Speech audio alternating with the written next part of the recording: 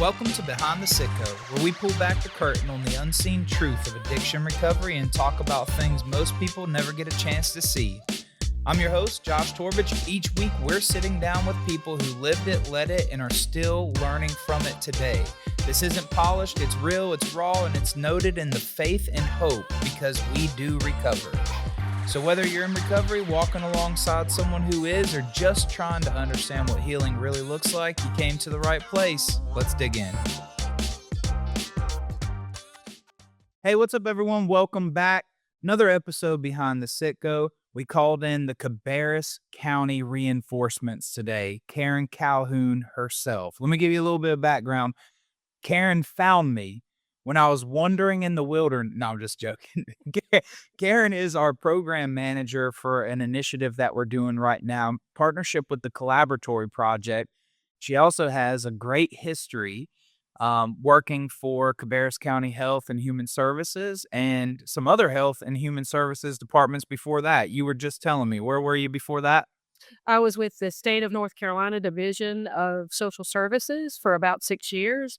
I've worked in a couple of counties over my tenure with social services, starting in Burke County and then transitioning to the state and then to Gaston County and then to Cabarrus, where I retired as a director. Yeah, and then emotionally headlocked to come back out of retirement is what we call this. I was retired all of about 2 months. And then our friend Robin Hayes calls, and he puts you back into the mix. He did, and you can't tell Robin no. No, I've learned that the hard way, yeah. So the Collaboratory, this is a group, for those of you who are listening who don't know, they fund research projects that go on to influence state and local policy, and we quickly found ourselves navigating into a relationship with them and Karen's lead on that project, and it's all circled around these indicators for overall well-being while we try to prove it method of how faith and science models of recovery and care lead people into better outcomes and more fruitful pathways to find treatment, recovery, and eventually reintegration to their communities. Help us, Karen, before we even just dive in to all that this project has done for us through Aspire, through the Leadership Fellows Academy, all these things. Can you just give us that high-level summary of what we're doing to give the people an idea of what they're about to listen to?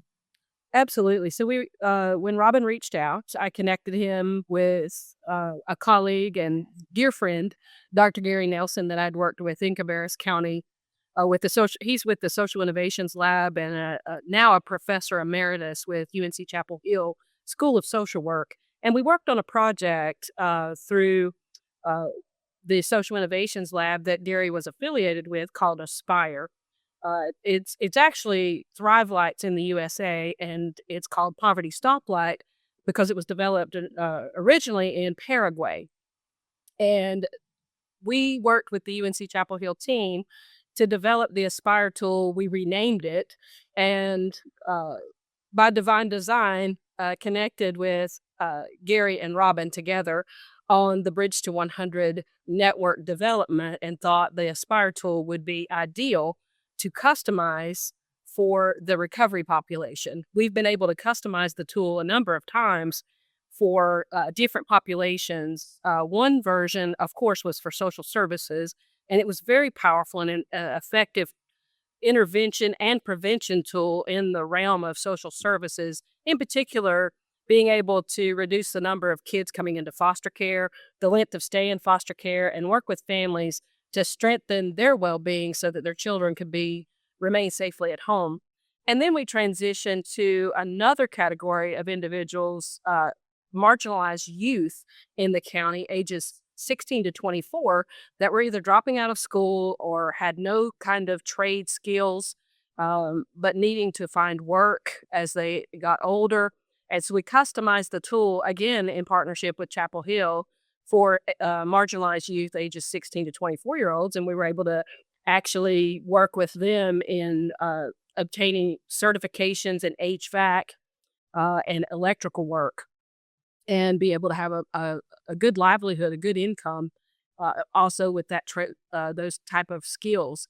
And then, whenever Robin reached out, I just basically said, we need to look at the Aspire tool for the recovery population, and a work group was put together. with Gary's team and myself, and we customized the tool.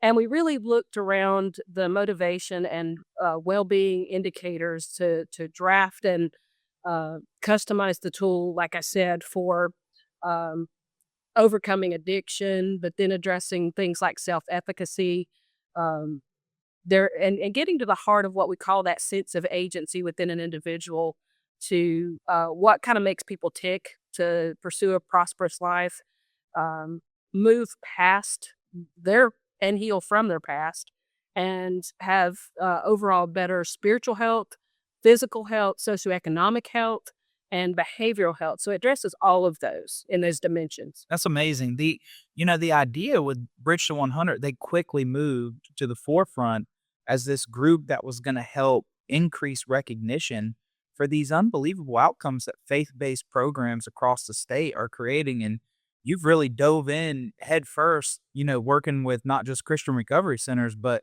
the other Bridge to 100 members who are all faith-based substance use disorder treatment and recovery programs across the state. That experience has been eye-opening and rewarding for you? Absolutely. There's no question about that. One of the things in my tenure with social services that I recognized uh, early on was with whole person care, one of the areas that was being left out was the spiritual wellness of individuals and the faith aspect.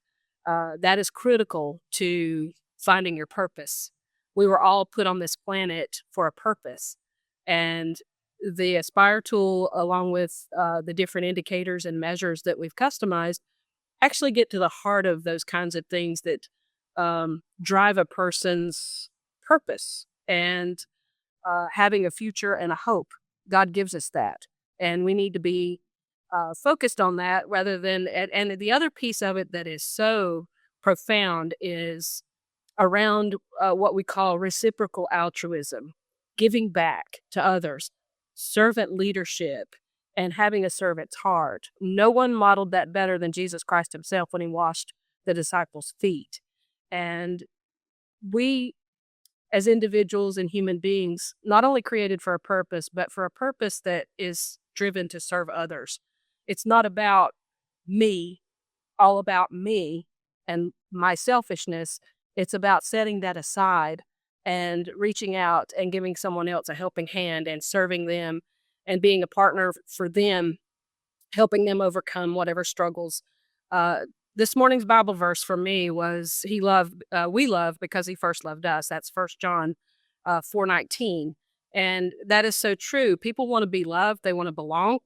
And part of being a servant to others is finding that true purpose intrinsically in all of us to help others, be compassionate towards others, love others. Yeah, and that's incredible. And the faith-based community, especially inside of these recovery treatment programs, they model that. And so, there's always people traveling through them encouraged to give it right back. While they travel through these programs, you get to see the miracles start to take place. Once they get to the place, they're pouring back into it.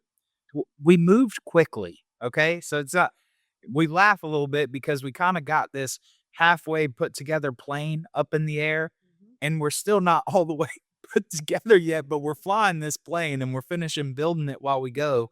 How why was Bridge before we dive into the elements of the project that we're doing?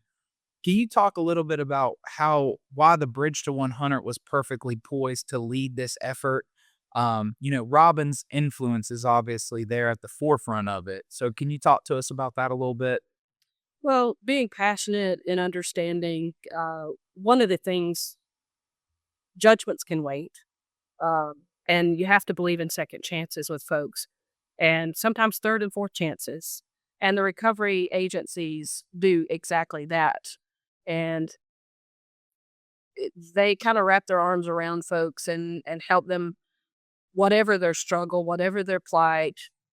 And they don't judge them from where they've come from. And that's a beautiful thing. It's accepting people and meeting them right where they are and being the hands and feet of Jesus to love on folks and bring them out of addiction. A lot of people walk through this life battling untreated, undiagnosed trauma. And these recovery agencies are looking at that whole person care.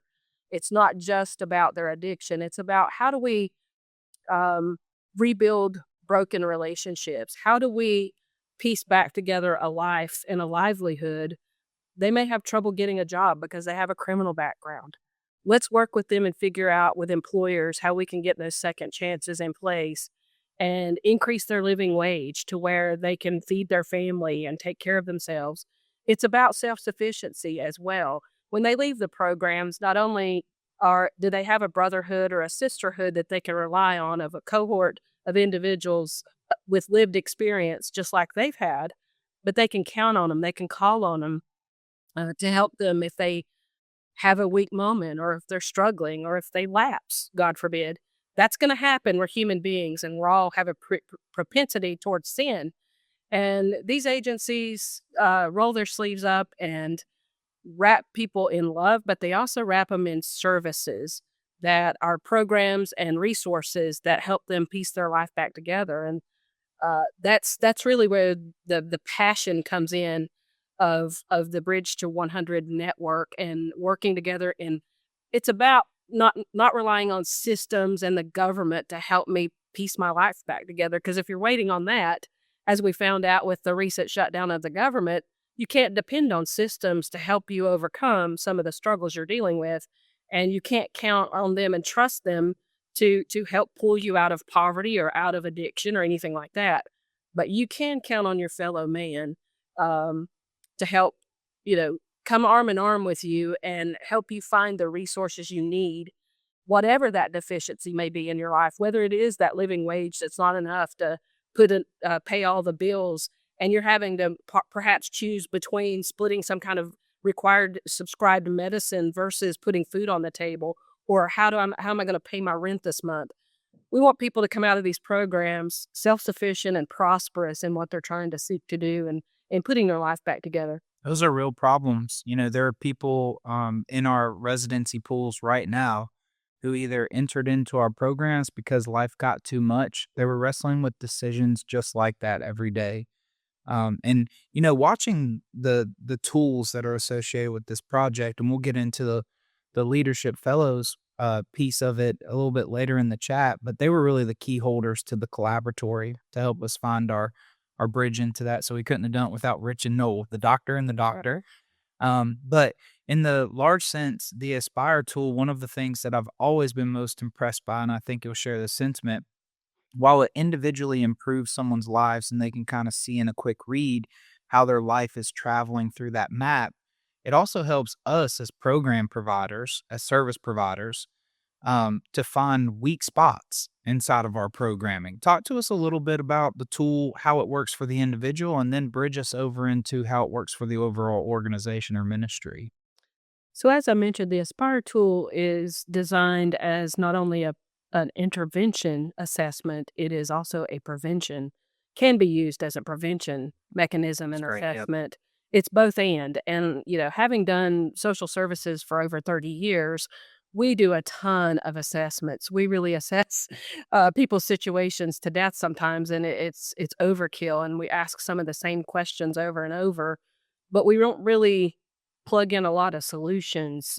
So, what's unique about the six dimensions of the Aspire assessment and dimensions of well being? It addresses income and employment, housing, health and environment, education and culture, organization and participation. And the final one of those six dimensions is motivation and goals. Within that are a number of questions. There's 51 total in the recovery version of the Aspire tool, which, by the way, aspire means to breathe life into. That's Dr. Gary Nelson's definition of aspire, and I really kind of like Me that too. because that's what we're doing is breathing life back into individuals that seem to have lost all hope, potentially overcoming their addiction and broken relationships and healing from their past. And so it works like a stoplight. Remember, the Paraguay name is Poverty Stoplight. We renamed it Aspire. The other definition for Aspire is acknowledging spiritual purpose in recovery effectiveness. And I think that really encapsulates beautifully what we're doing. And so when you look at a stoplight with the red, green, and yellow indicators, thriving, that's a green indicator when they choose that on the stoplight. By the way, the platform is very easy to use. It has pictorial pictures that are easy to look at if someone is somewhat challenged Yes, with I think while you're literacy. talking, Seely's Yeah, gonna drop some up on the screen for the folks to see, just some basic life maps and stuff while you perfect. talk through that. Perfect. And so the pictorial part of that is intentional to match not only the question and the wording of the question, but also to help folks that may be somewhat challenged with literacy. But you also have a mentor or coach that is sitting with you as you go through the 51 questions in those 6 different dimensions, and you choose your situation at the moment and time. Um, and typically, this is done at intake when you come into the recovery agency. The very first day you're there, you will take the first Aspire assessment survey, and you will choose green for thriving, yellow for struggling, and red for suffering. Those are pretty clear definitions. And what it does is it maps out a life map that shows green indicators. That means you have enough to meet your needs. Struggling is you have some resources, but are not enough to really fully meet your needs. And then the red, the suffering, is you have no resources in that particular indicator to take care of whatever that indicator is referencing, whether it's health care or dental care or paying for your rent, housing issues, savings, debts, all of those things. It's really a very thorough assessment. And like I said too, under the motivation and goals, it helps you with your recovery outlook, and you get to choose indicators based on where you are at the time you come in. And then we reassess you based on the phases of your program. And what's really neat about the way the assessment is developed for whatever recovery program, the length that program actually is. Some programs are as long as 2 years. Some programs are a year. One of them we work with is 30 days. You can use this assessment tool and use the dimensions of well-being to provide whole person care regardless, and you can customize it with the different phases of your agency's recovery phases as they're set up. Again, whether that's 30 days, 60 days, a year, 2 years, whatever it may be. And so we're able to really, with the coach's help, working one-on-one with individuals, address different aspects and deficiencies in a person's life. The first thing we do with the assessment, though, is point out your strengths, your personal strengths, those green indicators where you have resources and you've really done well. And what I've heard from testimonials that just makes me smile and I'm very happy to see is when someone says, "Wow, I'm not near as bad off as I thought I was looking at this," and they get excited. Yeah, absolutely. What that you're talking about the life map results there. So I shared with Seeley, made sure he had the slide deck for the questionnaire link inside of there. But if he could pull up a life map and we'll just kind of show the folks because it is encouraging when you get to the end of that survey and you start seeing some green means good, right? Yeah. And I have seen this too happen with our facilitator coaches that they kind of land on that space where they say, look at these things. Like you're doing okay in a few different areas. Because oftentimes we know this to be true when they're stepping into a recovery program like ours, they got more than enough to say grace over, as far as areas for improvement and other things like that. And helping people find their strengths while they kind of overcompensate for some of their current weaknesses is key whenever you're trying to just build sense of agency and momentum for them. Absolutely. How important is it whenever you came, this probably has been a version of experience for you, but how important has it been for people to work on that sense of agency and their spiritual sense of well-being prior to being able to really step in to solve these major issues around their environments or things like that?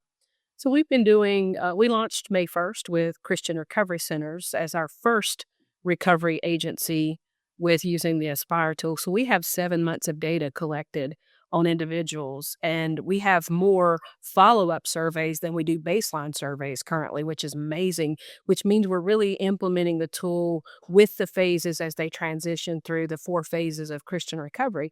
We also have Ground 40 that launched on July 1st, and now we have Hope Center Ministries. These are our 3 pilots that we started with in our research design project to work with the Aspire, the Leadership Fellows Academy that you mentioned, along with what we're going into is this next critical phase that's really labor intensive, but fantastic work in your community called Collective Impact. And I'm super excited about the things that are going to come with Me that. too. But getting back to the Aspire dimensions and the different indicators and individuals looking at their personal strengths, there are some indicators that are very challenging for folks to be able to try to move the needle on. But like you said, it's not as overwhelming when you take it in small pieces and work on goals that are time-bound goals. That's the other thing. This really, we're moving away from the terminology of case management. The reason for that is nobody likes to be called a case, and they don't like to be managed, right? So it's care facilitation, and the coaches are trained in working with what we call SMART goals and care facilitation that simply asks open-ended questions and practices active, responsive, and reflective listening skills that allow the person to own their situation and answer their questions with intentionality and be truthful and build trust when they're taking the assessment. It's a very safe space, and we work very hard to be able to make folks feel comfortable whenever they're taking the assessment and empower them to answer very truthfully and honestly where their situation is. And then as we progress to the next phases of the program in recovery, where they're going through Bible study, they have chores and they have to get up a certain time of day. You start seeing with the indicators around getting enough sleep and having a healthier diet, getting some exercise, you start seeing the physical changes in individuals, which is wonderful. But then you start looking at the spiritual well being of individuals and that self efficacy and sense of agency, like you talked about, and how that starts changing from a red indicator where they were suffering in their emotional wellness and spiritual wellness, and they're starting to move in the right direction of feeling better about their outlook and themselves. And you can't help but get excited about Yeah. that. The motivation is there starts to be a glimmer and a twinkle back in their eye. There's not that dullness and darkness there anymore.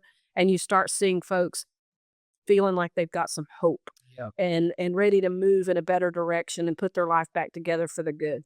When they're going through these surveys here, that they've broken this thing out into such an easy way that they can engage with them, kind of identify which category they're in. Here, you can kind of see where you were describing. They go from a span of red, suffering, yellow, struggling, and then the green over there to thriving. And the goal is get them to the green, right? So they come in on intake, they're going through this survey on day one. The sea of red and yellow kind of enters the scene. And then traveling through the programs, they slowly start to dabble into the idea of they've improved into a place where, yeah, I can comfortably say that I feel closer to the green now. Um, Sometimes you see a regression, though. No, talk to us a little bit about that. You do. When you look in terms of folks that have come out of a situation of, we'll say, intrinsic or generational poverty, Mhm. oftentimes when you look around the dimensions of their income, their savings, their debt, those indicators are much more difficult to move. And sometimes you may see a situation where they come in with some income or even some savings, or they have lost that whenever they've made some poor choices and poor decisions. And, they could have inherited money, they could have built up a savings. Some come from very lucrative jobs. Um, Addiction is no respecter of persons. It affects any and all, regardless of their socioeconomic status. It's not just poor people that we can't just say that it's poor people that get on drugs. That's not true at all. And you see people that have lost everything, and they have to start their life completely over from ground zero. That's right. Yeah. And in order to do that, sometimes you'll see the indicators, um, change from a yellow back to a red because they haven't been able to pull themselves out of some of those impoverished situations around, or they have a lot of debt. And, you can't make a security deposit on your housing if you've got a lot of debt, or you can't make that security deposit for your electrical bill and get that going for your power and water and those kinds of deposits that are required whenever you transition out of the recovery program back into society. And so we help work with individuals one on one, and we do really build. That's what's beautiful about the Aspire tool, as well as building those strong partnerships in your community and those relationships and collaborating with. We can't do it all. You got to realize that the recovery agencies can't do it all. Social services can't do it all. The government certainly can't do it all. These individuals are putting in the hard work to put their life back together. And we're working with building agency support and resources, like having a banking institution that will partner with us to help them set up a checking account. Some have either lost or never had a checking account. Some can't get any credit because they have just ruined their credit by being on drugs and paying for that rather than the things that they need to live on. And so piecing these things back together can be challenging, but it is doable, and it's not as overwhelming whenever you meet with your coach or your mentor every couple of weeks. They meet and they go over, and we just did a handout that's really hopefully going to be beneficial. Now that we're 6-7 months in with Christian recovery centers, we needed to look at what we call yellow fatigue. We have individuals on their second, third, fourth assessment stuck on yellow in certain indicators. And we don't want them to have that yellow fatigue. We want them to be able to continue to set those priority goals and move to the achievement category with those goals, whatever those may be. And these strong partnerships and resources in the community of Brunswick County are going to be able to help us achieve those goals, working with these individuals on whatever those may be. Yeah, that's great. That's really insightful. And, as you watch the folks that are engaging with the programs, we dabbled in this a little bit. We're getting to see, as far as the providers go, where we're weak.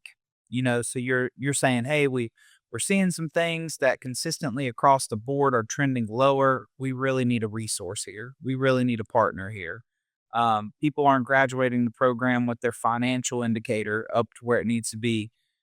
Enter the scene United Bank, right? Yep. To help us teach financial literacy, to give us the zero denial checking and savings accounts for folks, no matter what their history. The struggle's real in that stuff. And a lot of people who don't have the background and experience, they don't know, right? They don't know that that's a thing. If you've bounced checks in your past, you're not getting another checking account. Well, guess what? Every employer known to man now wants to pay you through ACH. We don't, even the ministry, Christian recovery centers, we don't write checks anymore. Everything's done through ACH. So those are real problems that we're tackling in real time with our folks. We had talked about a little bit around the life map stuff, and as you flush out the indicators for how people are progressing, talk a little bit about the goal setting feature that's available to them. So they get to choose, right? That's the greatest feature. They're in the driver's seat. They're looking at their map and they're choosing. Yeah, we work with the coaches and really teach in our facilitation and training of our coaches that administer the survey assessments to the individuals to really, have those crucial conversations around. Let's pick a couple of goals that what we would call low hanging fruit. And let's see if we can work toward moving, let's say, for example, literacy is one of the issues that the individual struggles with. Well, we have an individual that comes in or obtaining your GED. That's another one for a high school diploma. A lot of folks haven't graduated and gotten their GED or high school diploma. So we have a resource where an individual comes in a couple of days a week on Tuesdays and Thursdays and works with the participants on getting their GED. That's fairly easy to get them enrolled, but they've got to put in the work to obtain their GED certification. Same thing with literacy. If they're having trouble with reading comprehension, we have an individual and a volunteer that works with helping them learn how to read better. Just things like that that so many of us may take for granted. The other one that we were able to do that I was super excited about was dental health. Yeah. Somebody's smile and their confidence level, but it also leads to very severe health problems in an individual could with infections and other things within their body if they don't have good dental health. We have a partnership now where a mobile dental clinic is coming out to the facility and is going to work with the individuals in the program that need help with dental care, routine and some pretty serious dental health care that's needed. The other one is job readiness that we work on, employment application readiness. And that's where, the living wage is so critical for, you know, right now they have a place to sleep, they have 3 square meals, and they're in a very structured program. But then what? When they leave the program, how are they going to be self-sufficient? And how are they going to take care of themselves and their family? And so we really work on building a resume. We ask that simple question of did you want to be when you grew up as a kid? What did you dream about being when you became an adult and working? Because if you love your job so much, it's not really a job. So what are you passionate about doing and giving back to the community and others, and helping others? What would that be? If you could have your dream job, what would that be? And we really work to help them find the skills and abilities and knowledge, to be able to do that and accomplish that. And I just love to see those kinds of things happen. You ask them what they wanna be when they grow what do you wanna be when you grow What up? do you Yeah, want they're to do when you getting grow up? another shake at it. Simple question, but you see their face light up and they're like excited about, I hadn't really thought about in a really long time. I just thought I'd be stuck maybe flipping burgers somewhere, which we're all made to work. If you carry a glass of water in the name of Jesus, you're doing God's work. It doesn't matter what it is, sweeping the floors, cleaning up. There's honor in all of that if you're working unto the Lord. Absolutely. And we help people find what their dream job might be, whatever that looks like. Yeah, where they feel most connected to the work that kind of calls to them. The joke that I make all the time is there's no alarm clock that's gotta wake me up in the morning, and you've met a life with self-propulsion. Yeah. This is one of my, most excited we've already been dabbling in this, but I love when I start seeing a map start look closer to this. When you start to see the greens take over the reds and you get to see 33 greens, 10 yellows, and somebody like 8 reds. And then you're talking about they've set 3 priorities for themselves, and they're working towards these goals. 3 better than none. But I would also challenge someone and say 3 priorities in their life right now, currently working, might be better than 10. They've right sized their approach to rebuilding their life, and that's what this thing has really helped them do. Every single person that fills this out, even if you're fairly affluent, most likely will have at least one yellow, red indicator, depending. And certainly, individuals that have come through addiction typically have a larger number of reds and yellows than you see here. But seeing those move in the right direction and setting those priority goals one by one by one, and meeting with that mentor, which by the way, we use certified peer support specialists that have lived experience, to work with, and serve as coaches and mentors administering the tool.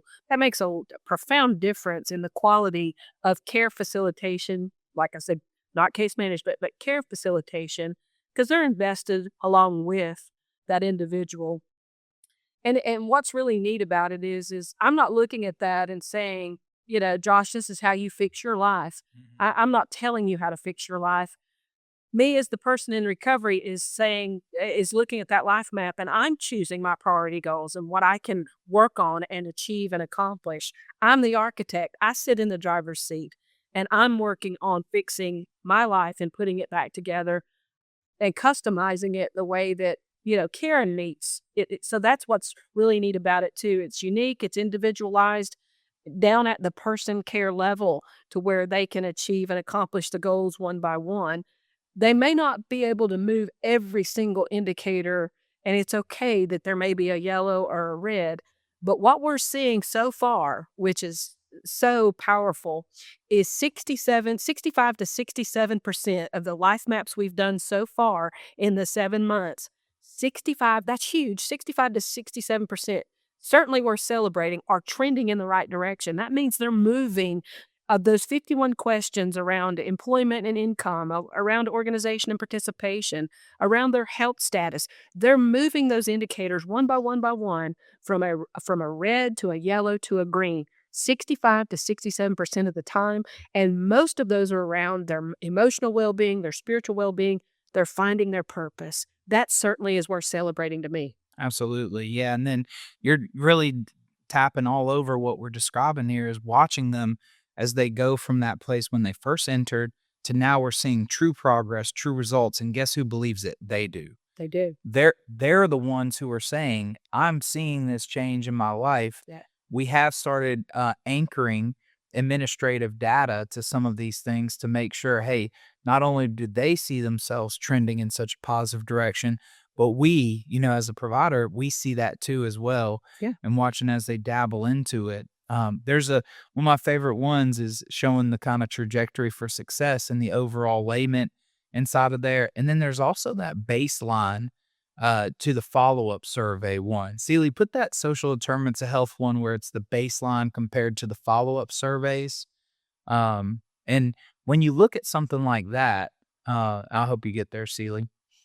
Let's see, organization brick smart, or let's go down some. I think it's one of the trending. Oh, indicators analysis. Yeah, let's see that. Or is that where you just were? No, I think this is the Yeah, so I love this, Karen, because I check in with this and I watch as the folks and what this is doing is pulling out. I don't know how do you know how many surveys we've completed in there now? 733, Okay. give or take a few. So, Yes. yeah. So this one, when you get to pull out, look at that. There's 615 assessments this view showing 391 families involved with this. Unbelievable. So it's showing that overall comparison to the baseline when people enter the program, overlying all of these folks who've traveled in. And then it's talking about how they've traveled through these programs and where they've improved and how they've improved. Now, this isn't just one organization. This is the Bridge to 100 network organizations in here.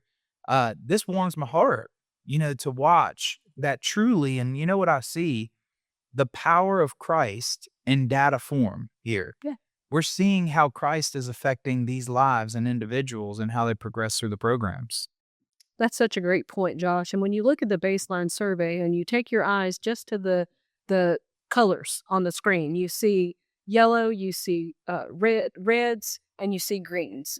But whenever you go over to this follow-up surveys, profoundly and very distinctly, you see far more greens, which that's that 65 to 67% range I'm talking about, where people are trending in the right direction in moving those indicators from a red indicator, which means they were suffering in that category when they first took the survey, may have still stayed on red or yellow when they take their second assessment. But by their third or fourth assessment in that follow-up survey, all of those are moving to greens. And like I said, it's okay that we still have some reds and yellows over on that right side of the screen. That's normal to a degree. But by and large, people are moving and trending in the right direction 65 to 67% of the time. That's huge. We want to see that continue to grow. But yes, you see the love of Christ, you see happiness, you see spiritual wellness, their beliefs in their faith, the decision making for their family. All of those kinds of indicators are improving throughout their time in the recovery program.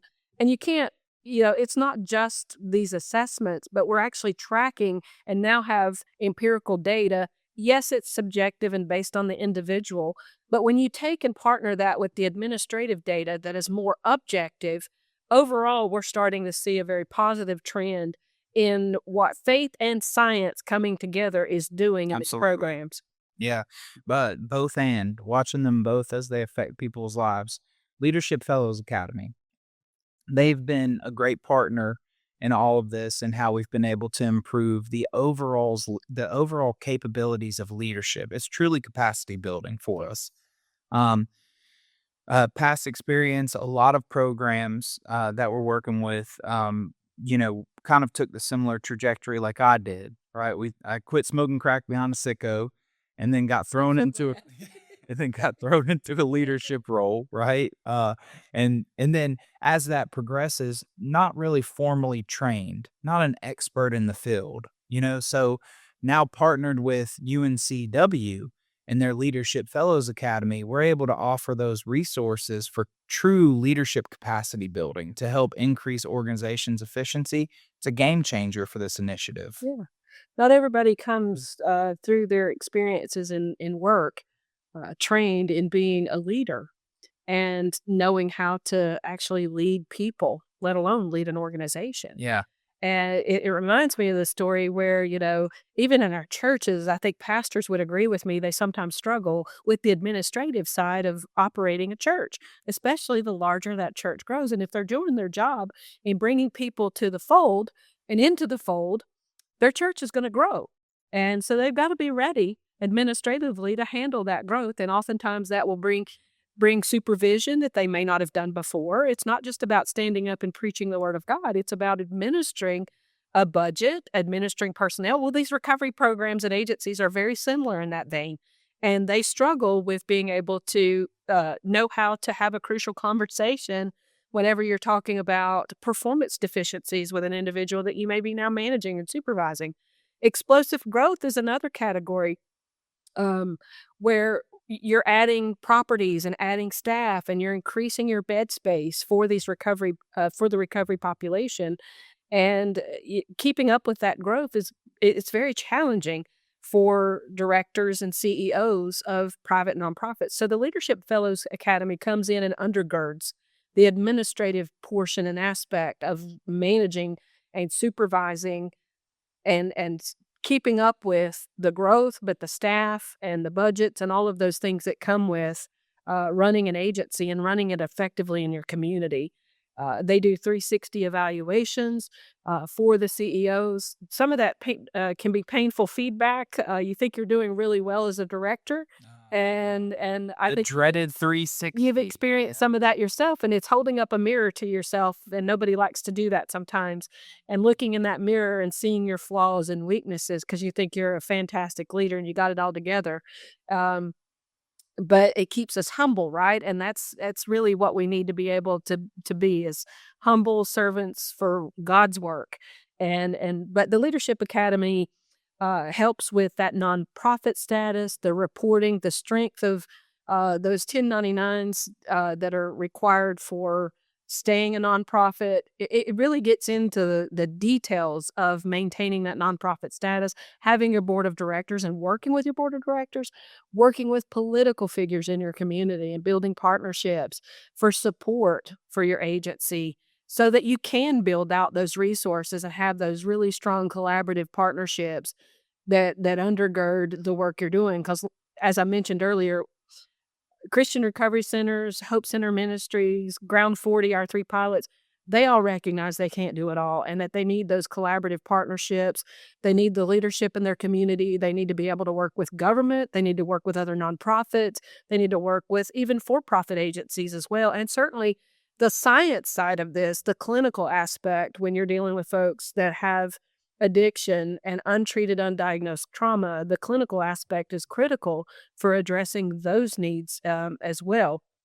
And so the Leadership Academy helps you build relationships, partnerships, but then also build that administrative strength that is not, you can't assume it's there in an individual.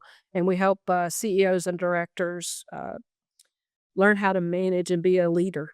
Absolutely. Yeah. You said it really well that not everybody's born a leader. And I would make the joke like nobody really is. Nobody You really is. you have to be taught. And through that process, we've really seen, I know that for us personally with Christian Recovery Centers, me and my leadership team, we've learned a lot about ourselves, not just through the through 60s, which are the most painful part, by the way. There, you kind of wish you would have stayed in your bubble thinking you're the best, and then you're like, oh, once they can give anonymous feedback, right? You find out that you're not as perfect as you hope.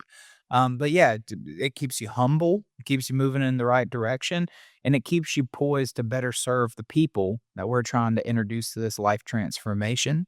And that's the greatest gift that we can give is that kind of servant leadership you described in the beginning. Well, strength has to be found in weakness. Strength has to be found in weakness. Yeah. Yes. Karen, where are we going from here? Oh, wow. Can't wait. This has been an exciting journey so far. Yeah. And already seeing, you can tell I get excited about the Aspire data that's coming together. So one of the things that we wanted to accomplish with the research design project from the get-go was strengthening what's already being done. We don't want to change the programs and the phases and the fine work that's being done in the recovery population. Um, we want to recognize it. We want to strengthen it and we want to make it better. And we want to do that in communities. That's where the real benefit is the community taking care of the folks that live, work, and find their place living in the community, wherever that is in Brunswick County, wherever that is with Hope Center Ministries and Ground 40 there in Union County.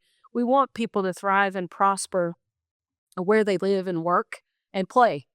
And that comes back into the, where I said earlier, don't rely on systems and government to fix your problems. There's some very valuable, beneficial programs that help, um, but they were never intended to be a lifelong pursuit Yeah. and to sustain people's livelihoods. They should be temporary solutions, and we need to be, in my humble opinion, self-motivated and self-sufficient. God created us to work and to be servants to others and not make it all about ourselves. And part of what is with the faith and science informed recovery model that we're putting together, with the aspects of faith being a piece of this and not leaving out that spiritual aspect, it's again finding your purpose. We're all created and designed for God's purpose. Finding that is not always easy to do, and we get off track. As I mentioned before, we're sinful creatures and we have a propensity, unfortunately, to sin. And there's a lot of things out there. There's different kinds of addiction. It can be addiction to a cell phone and social media. It's not necessarily just an addiction to Absolutely. some kind of substance. And it gets people off track. The devil works overtime to try to pull us off our track and our God-given reason for being on this planet. Uh, so with the Inspire tool, with the Leadership Fellows Academy, with the empirical data, administrative data, and the Aspire data that we're pulling together, what we're doing is we're painting a picture and we're bringing proof of concept to life with what the agencies are doing, and we're tracking a consistent amount of measures of dimensions of well-being unlike ever before, that I think will show that faith and science coming together can solve a lot of problems in an individual's life. Wow. And I think that's profound what we're doing. And I can't wait to see the next phase of it with collective impact, where we look at shared measurement, consistent communication. We have a backbone organization in the Bridge to 100 network, what that does to really strengthen and support what we're doing across the state in all of these agencies that are working so hard to help people overcome addiction. The interest is there, the results are there. This proof of concept period for me went by so quick. Did it go by fast for It you? did. It If did. it feels like we were really just meeting at UNC uh, for the first time yesterday to me, but now being on the back end of seeing how many people are engaged with the actual project is unbelievable. I have really high hopes for it, and I'm encouraged just to be a part of it. And you know what I'm really grateful for? Your leadership in it. I have a lot of gratitude. You know why I'm saying that too? Because my life would be 10 times harder if I didn't have your leadership. I'm happy to just be a small part. God has blessed me with a few gifts and talents over the years, and I've picked up a few skills in my tenure working as a director and overseeing a large number of staff. And if I'm able to give back in some way in service to others, I'm all about that. You're It's doing not about me, and I really am blessed to be just a small part. Well, you're a humble servant leader. So when you say small part, everyone knows that's coming from a person who's really playing a big part. So, Karen Calhoun, we love you. We really appreciate you. And today has been a very informative conversation. I'm going to share this with other people because I've been looking for a way to help people understand because it's big, It is. and it's more than what you can explain in just a quick elevator pitch about the details of it. So this has been good dialogue for me to be able to send this episode to folks and let them kind of digest the full version of what we have going on. So thank you for helping me do that today. Happy to. Thank you everyone for joining us behind the Sitco. You've been tuning in today with the project manager for Aspire, Miss Karen Calhoun, and we'll see you next time.